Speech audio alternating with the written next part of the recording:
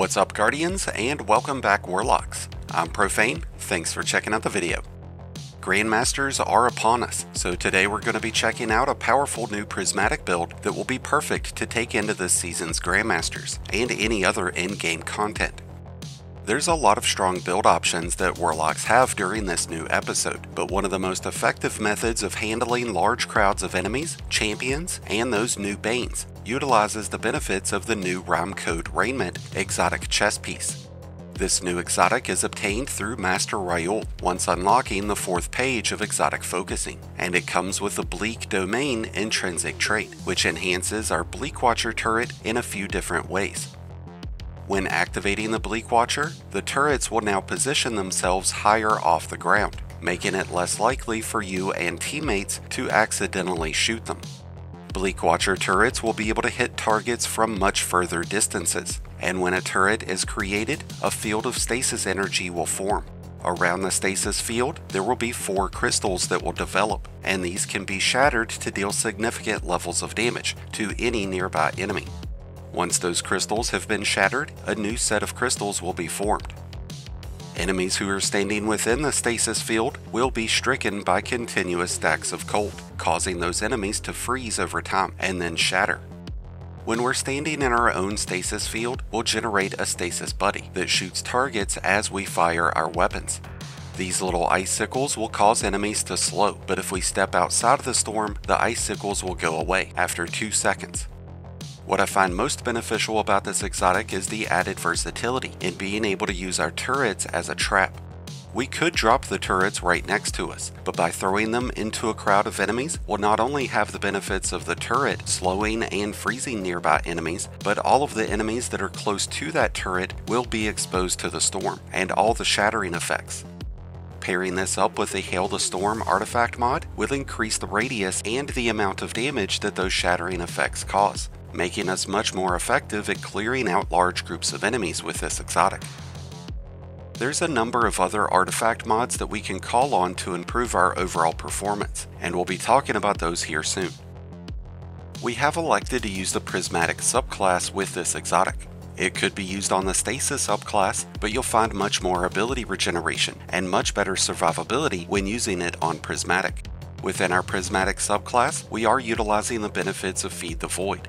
Feed the Void will provide us with Devour, and that's going to give us bonus grenade energy and bonus health regeneration whenever it's active.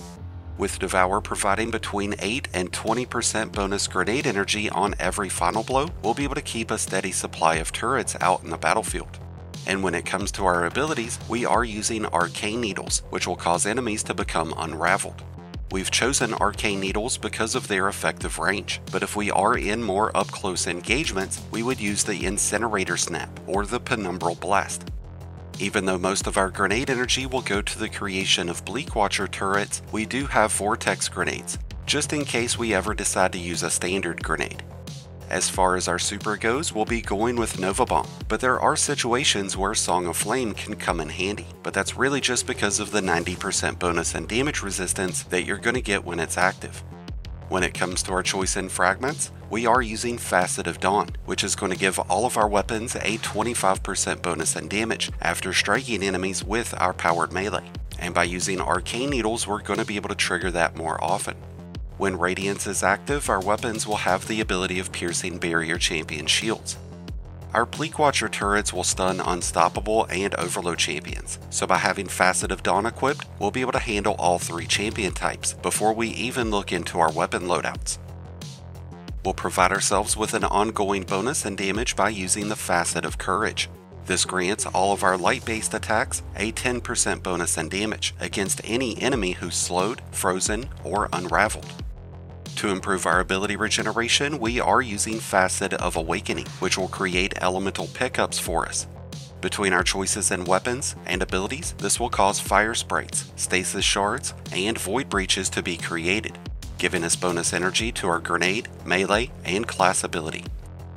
To improve our survivability, we are using Facet of Protection and Facet of Purpose. Facet of Protection will grant us with a 15% bonus and damage resistance whenever we are surrounded, and when we activate our Transcendence, that damage resistance will increase to 32%. By using Facet of Purpose with Nova Bomb, we'll give ourselves a Void Overshield whenever we collect an Orb of Power. Void Overshields now provide 70% bonus damage resistance, so this will really help keep us in the fight longer. If we were to be using Song of Flame, this would grant us with Restoration instead, which isn't as beneficial as an Overshield, but it's still going to help us stay alive.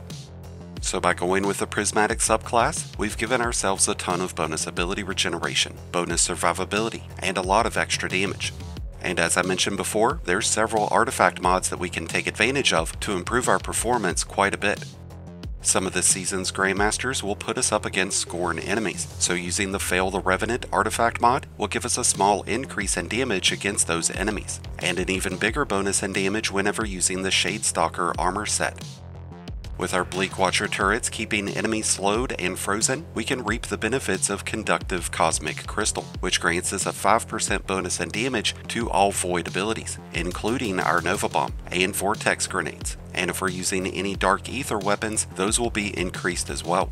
This will stack on top of the bonus that Facet of Courage provides, and by using a corresponding tonic, we can increase this bonus to 8% instead of 5%. By incorporating grenade launchers into our loadout, we can increase our overall damage output substantially.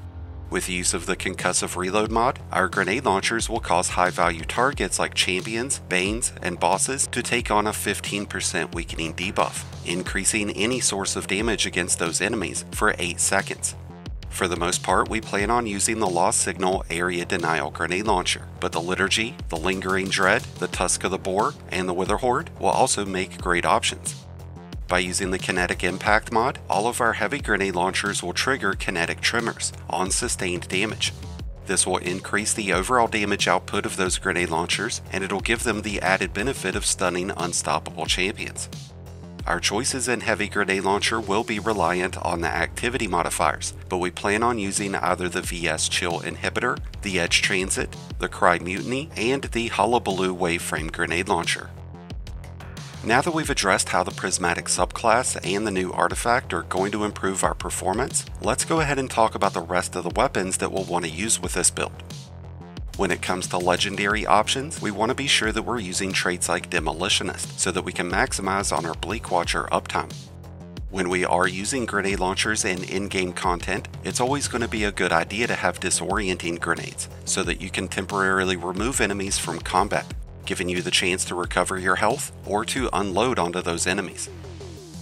When it comes to exotic weapons, there's a whole list of top tier options that would work out really great with this build, like the Icebreaker, the Conditional Finality, or the Aegir's Scepter. But there's two exotics that we really want to rely on when it comes to Grandmasters, and that's the Polaris Lance and the Graviton Lance.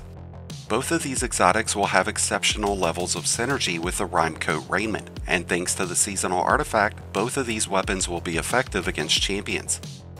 The Polaris Lance will be able to handle barrier champions. It creates solar explosions that trigger Scorch, which will lead to ignitions. Combining the effects of Scorch and ignitions with Slow and Freeze will result in some insane levels of area damage that'll make it easier than ever to handle champions, big waves of enemies, and all of those new Banes. And with the Graviton Lance, we're getting a weapon that's going to create Void Explosions, which means it's going to trigger the bonus damage from Facet of Courage and Conductive Cosmic Crystal. The Graviton Lance provides the Turnabout weapon trait, which grants you with an Overshield after breaking matching energy shields, and by adding that in with the Void Overshields that Facet of Purpose provides, we're going to be damn near indestructible. With weapons now covered, the only thing left to talk about is our choice in armor and armor mods. When it comes to the main character stats to focus towards, we've gone with Resilience and Discipline. Having Tier 10 Resilience will reduce incoming damage by 30%, and that's going to be ever more important to have in Grandmaster level content. And with Tier 10 Discipline, we'll have the shortest possible cooldown time of our Bleakwatcher turret. And when it comes to our armor mods, our main goal is to improve the uptime of our turrets and to create Orbs of Power. This is why we are using Siphon Helmet mods and a Reaper class item mod. As we collect Orbs of Power, we will build up armor charges, and by using the Grenade Kickstart mod, we can consume those charges whenever we throw our turret, providing us with as much as 34% bonus energy.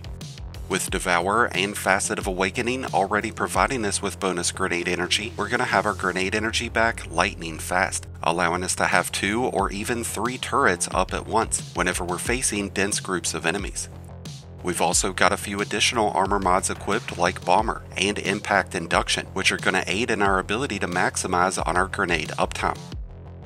When using the Rime-Coat Raiment on Prismatic, you're getting a powerful build that is more than capable of handling large groups of enemies and locking down champions and banes, providing you with all the weapons and tools that you'll need to dominate any of this episode's Grandmasters, to which I wish you all the best of luck. And with that, we have now come to an end of today's video, but I'd love to hear your thoughts about the Rime-Coat Raiment and whether or not you've given it a try. Let us know down in the comments below. If you need to make a copy of today's build, be sure to check out my Mobalytics link, where we've got a Prismatic and a Stasis version, along with a ton of other great in-game builds, and you can find the link to that down in the description and in the comments. Thank you as always for checking out the video. If you enjoyed and found it helpful, then be sure to hit that like button below, along with the subscribe button if you're new. Both are greatly appreciated, and both really do help support the channel. And until next time, Guardians, this has been Profane, wishing you all some happy hunting.